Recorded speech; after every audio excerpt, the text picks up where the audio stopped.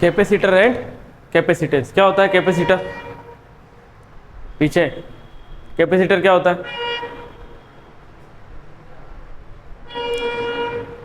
नहीं पढ़ा? कभी सुना नहीं कैपेसिटर क्या होता है? हाँ, कहाँ देखा है ना, आज ही सुना है। आज इसको अपन नॉर्मली कंडेंसर बोलते हैं, जो फैन के अंदर लगता है, मोटर के अंदर लगता है, वो कैपेसिटर ही तो है, जिसको कंडेंसर बोला जाता है। तो ये कैपेसिटर क्या होता है? ये कैपेसिटर आपकी क्या है? एनर्जी स्टोरिंग डिवाइस है। क्या है ये? Energy storing device. ठीक है, ये क्या करता है? एनर्जी को स्टोर करता है ना। तो ये आपका क्या है? कैपेसिटर। कैपेसिटर बनता कैसे है? दो प्लेट्स, एक पॉजिटिव और नेगेटिव, उनको कुछ सेपरेशन के साथ में रख देने पर क्या बनता है? आपका कैपेसिटर बनता है। तो अब अपन समझेंगे किसको? कैपेसिटेंस को। अब कैपेसिटेंस, सपोज करो मेरे पास में क्या है? ये कोई भी प्लेट है ना, इसको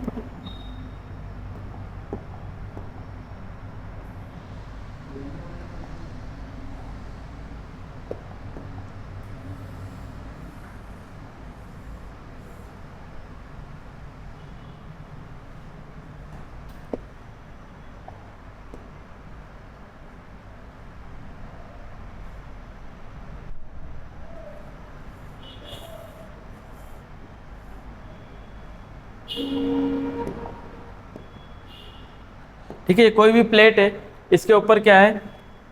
सपोज करो मैं क्या दे रहा हूँ? पॉजिटिव चार्ज दे रहा हूँ। इसको क्या दे रहा हूँ?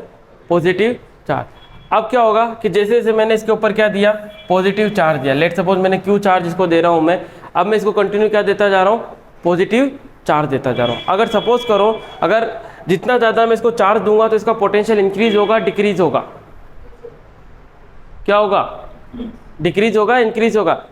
मेरी बात सुनो, मैंने जितना ज़्यादा इसको चार्ज दिया, अगर सपोज करो मेरे से बाहर से कोई क्यू चार्ज लेकर आना है, तो यहाँ पर क्या करना पड़ेगा? मुझे उतना ही ज़्यादा वर्क करना पड़ेगा, है ना। तो वो क्यों हुआ? क्योंकि जैसे जैसे मैंने चार्ज को बढ़ाया, मेरे पास क्या इंक्रीज हो रहा था?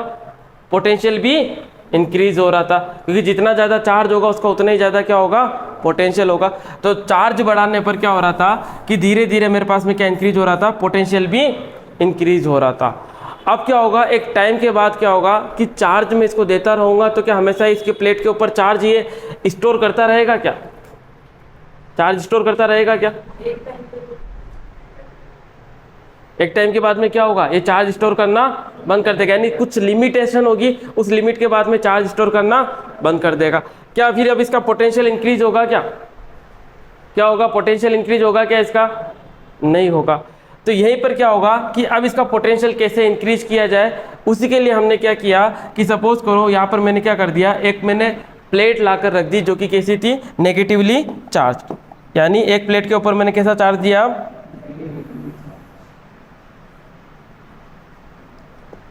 यहाँ पर मैंने दिया नेगेटिव चार्ज दिया। अब क्या होगा? नेगेटिव चार्ज देने की वजह से इस प्लेट के पास में नेगेटिव चार्ज देने की वजह से क्या होगा? इसका पोटेंशियल डिक्रीज होगा कि इंक्रीज होगा?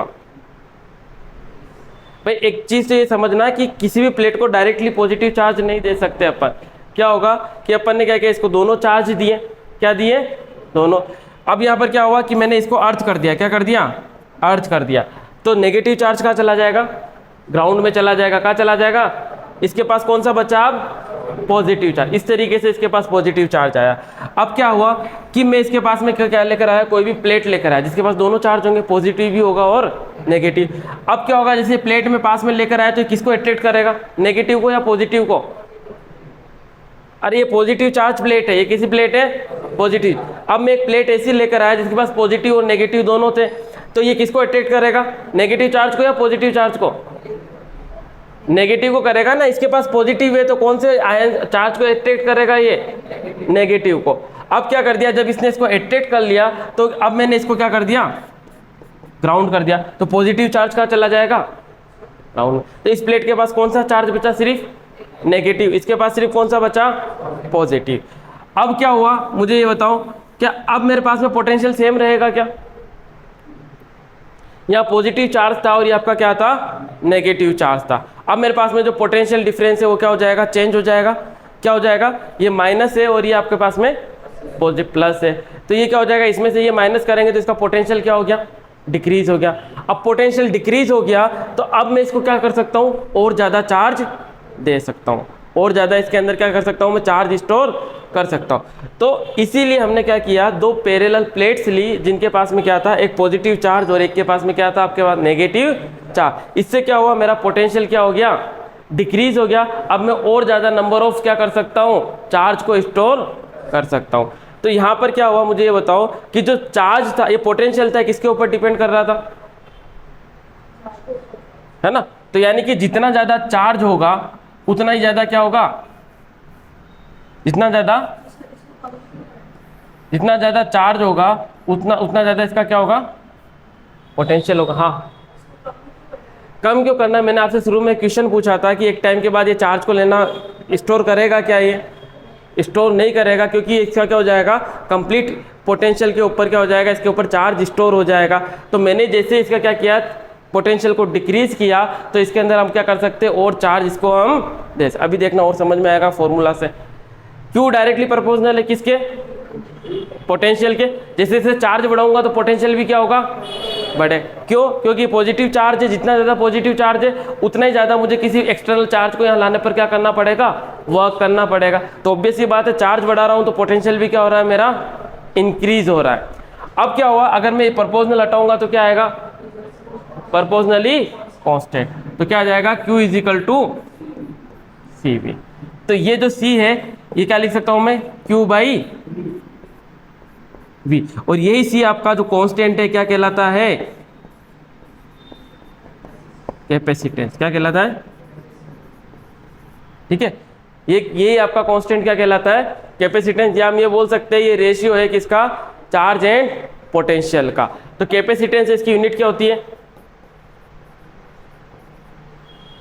फेरेड। क्या होती है, फेरेड। अब मैंने आपको आप जो चीज पूछ रहे हो कि पोटेंशियल को कम ही क्यों करना है सर, तो मैंने यहाँ फॉर्मूला लिखा C is equal to Q by V, मेरे पास में फॉर्मूला आया।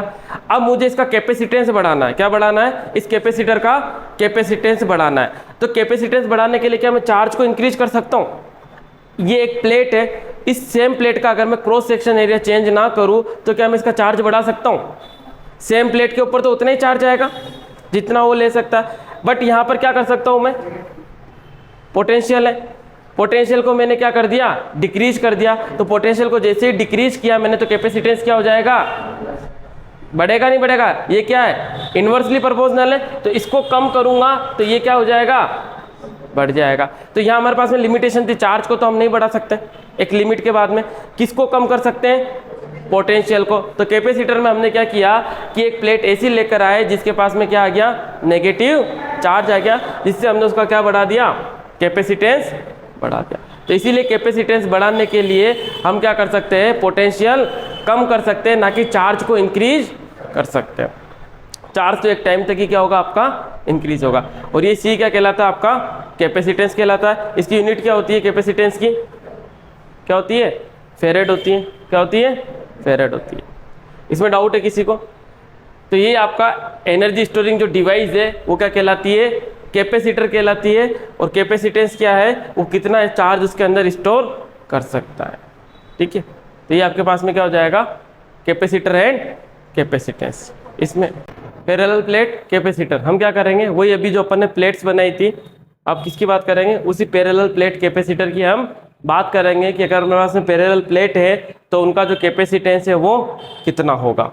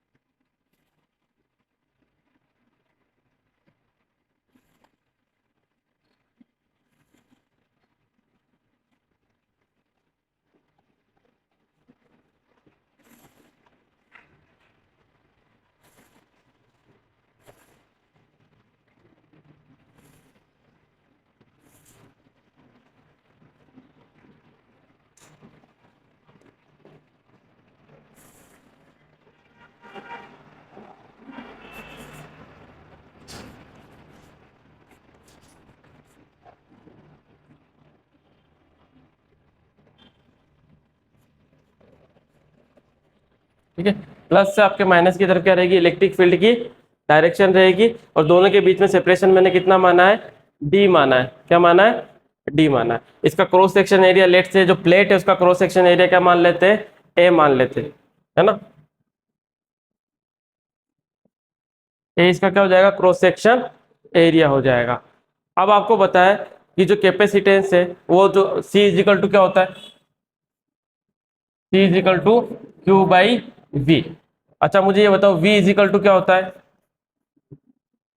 E dot D.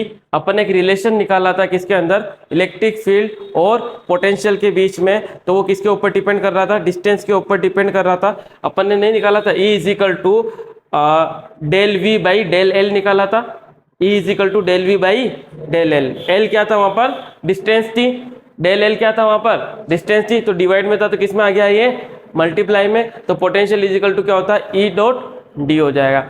अब मुझे किसकी वैल्यू चाहिए, ई की वैल्यू चाहिए। अच्छा ये आपके पास अपन ने एक यहाँ पर इलेक्ट्रिक फील्ड निकाला था, इनफाइनाइट चार्ज प्लेन शीट का अपन ने निकाला था। तो अपने पास में जो इलेक्ट्रिक फील्ड आया था इनफाइनाइट प्लेन चार्ज शीट का, वो क्या आया था, sigma note sigma upon 2 epsilon, यही आया था।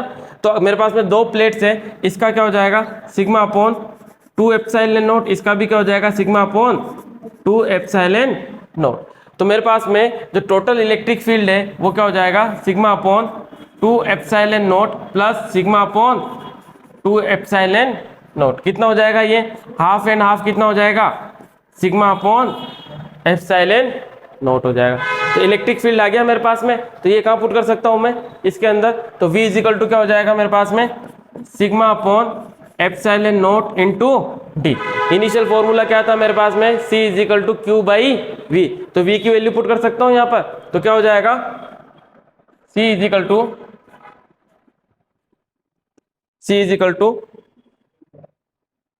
Q upon